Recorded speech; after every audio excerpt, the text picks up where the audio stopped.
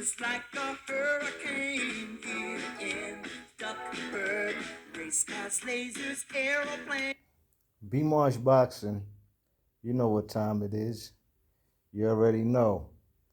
I ain't gonna give y'all the whole song because I want to get into this immediately. Listen to this one time. Look at his face. As you can see. Bro, do I still have it? You do, man. Do I still got it?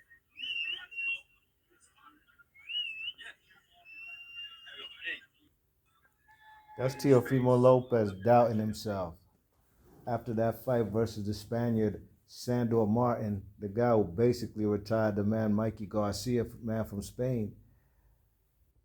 Teofimo Lopez came out of a controversial decision, a fight that I basically thought, man, he should have lost that fight versus this guy Sandor Martin, okay?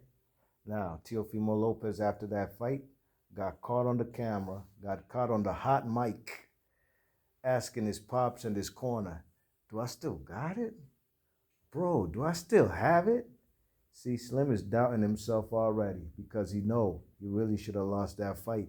Best believe Sandor Martin put his candy ass on the canvas, dropped him. I don't know how Teofimo Lopez got that W, but still, that's not even the icing on the cake. The icing on the cake is this guy Teofimo Lopez. He gonna get that work today. His pops and himself, they don't want no parts of the WBC champion at super lightweight, junior welterweight, Mr. Regis Rugaru Prograis, okay? Basically, the pops is saying there ain't no money in that fight, all right? And this is now the second guy. And, you know, it has to be said, the second Hispanic guy in a row who don't want no smoke with the man Regis Prograis. Hey, man, I'm not doing nothing but stating the facts. You heard it right here. Stating the facts, all right? Teofimo Lopez Sr. said basically, quote, Regis is not going to happen, bro. What are we going to get? 35%? There ain't no money in that fight, end quote.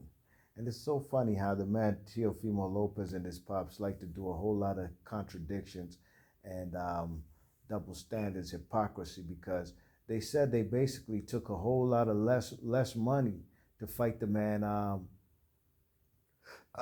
what's his name? Vasyl Lomachenko.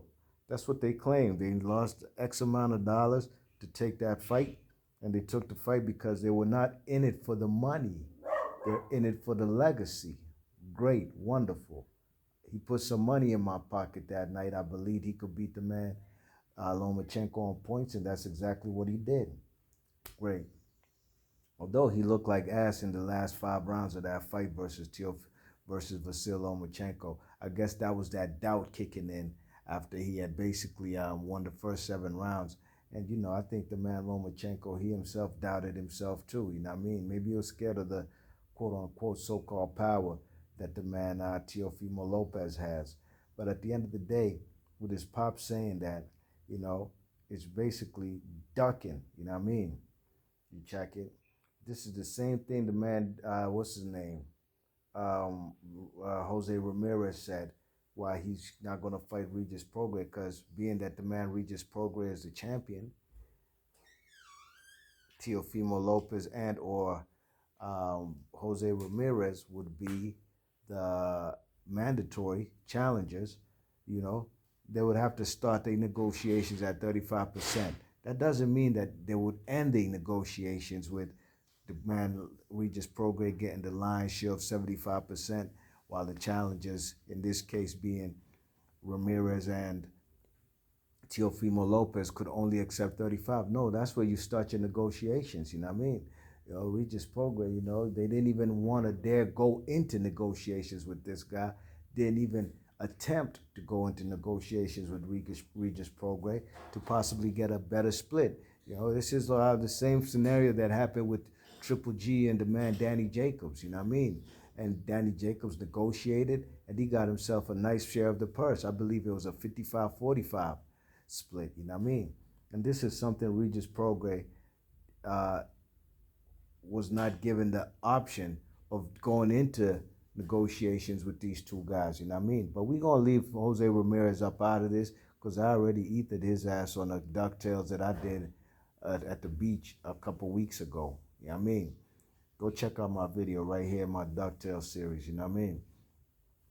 Regis Prograis is not no spring chicken either. He's 34 years old. You know what I mean? But he's coming off of 4 consecutive stoppages, and that's after coming from his only loss in his career to Josh Taylor, a fight that I had a draw.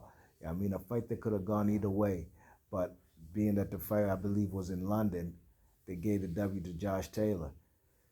You know? So the man, Jose Zepeda, lost to Regis Prograis, and that fight was for the vacant WBC strap, and that fight was supposed to be Jose Ramirez versus Zepeda, but Jose Ramirez ducked that fight, talking about he has a wedding, that he's getting married or something, so he's not going to that fight. Well, wonderful. Stay up out of this. He still got his opportunity, but the man Regis Prograis, Teofimo Lopez contradicted himself, talking about now that there's no money in that fight. Why would they fight this guy? For a world championship. I mean, what happened to this so-called takeover at 140 pounds? Look, there wasn't even no damn takeover at 135. He lost to the guy, George Kambosos, and he was ducking him for a minute. How many times that fight got postponed before they finally got into the ring, before the Honduras guy from Brooklyn. They say he's from Brooklyn, although he don't act like no Brooklynite. When I think of Brooklynites, I think of Zab Judah and Mike Tyson and Shannon Briggs and Riddick Bowe and what's the little guy who used to be at welterweight? Junior Jones. I said welterweight, excuse me, at featherweight. Junior Jones. You know what I mean?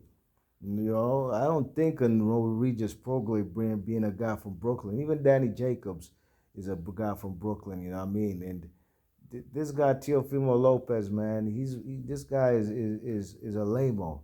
I remember when I was making videos when he beat the man Vasil Lomachenko, had 3 straps, and was ducking the shit out of the man Devin Haney. Wanted no parts of him.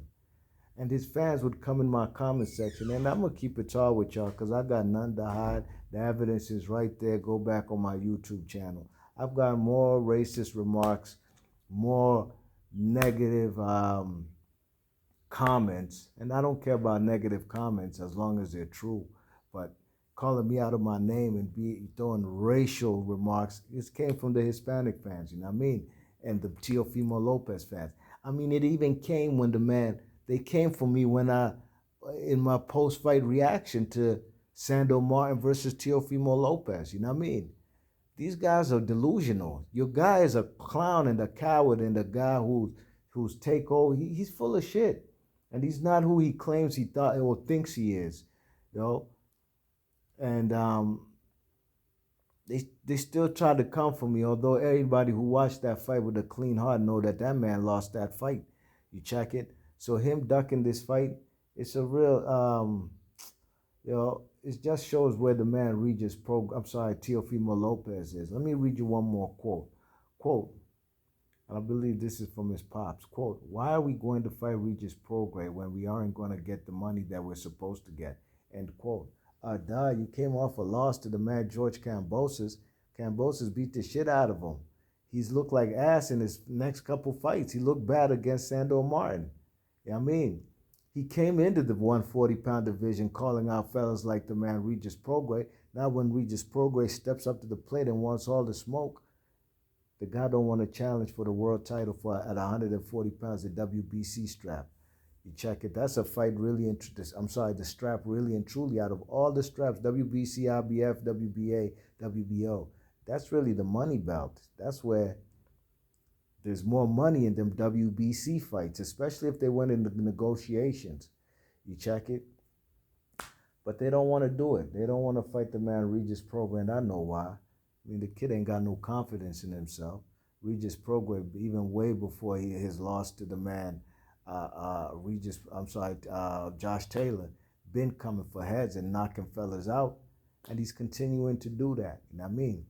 The takeover is a myth from the man Teofimo Lopez and his pops. These guys, in this new age of boxing, fellas have ducked Devin Haney. They ducked Regis Prograis. I mean, Ryan Garcia ducked Devin Haney. Teofimo Lopez ducked Devin Haney. Teofimo Lopez is ducking the man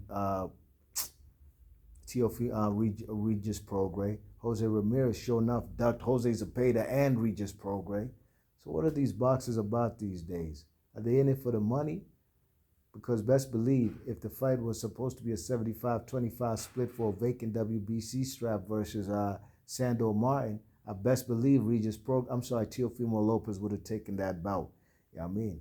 So, I got no respect for these guys. You know what I mean? They keep ducking. They not giving us the fights we want to see. And that's a damn good fight, Teofimo Lopez versus Regis Prograis. But time will tell. We'll see what the man wants to do. They've been more talking, Teofimo Lopez, they've been more talking about a Josh Taylor fight. Josh Taylor, Josh Taylor has Jack Catterall problems that he has to deal with. You know what I mean? So before the man is even available, Josh Taylor, it's going to be a long time before Teofimo Lopez even gets a chance to fight the man. But we shall see. I bet you if Josh Taylor and them throw him a 25-30, 75 split, he's going to more acquiesce to it and try even go to negotiations with the man Josh Taylor rather than Regis Prograis. Best believe that. B-March Boxing. Leave your thoughts and comments. Let me know what y'all think about this DuckTales candidate. You know what I mean? And I'll catch you guys on the next one. I'm gone. Peace.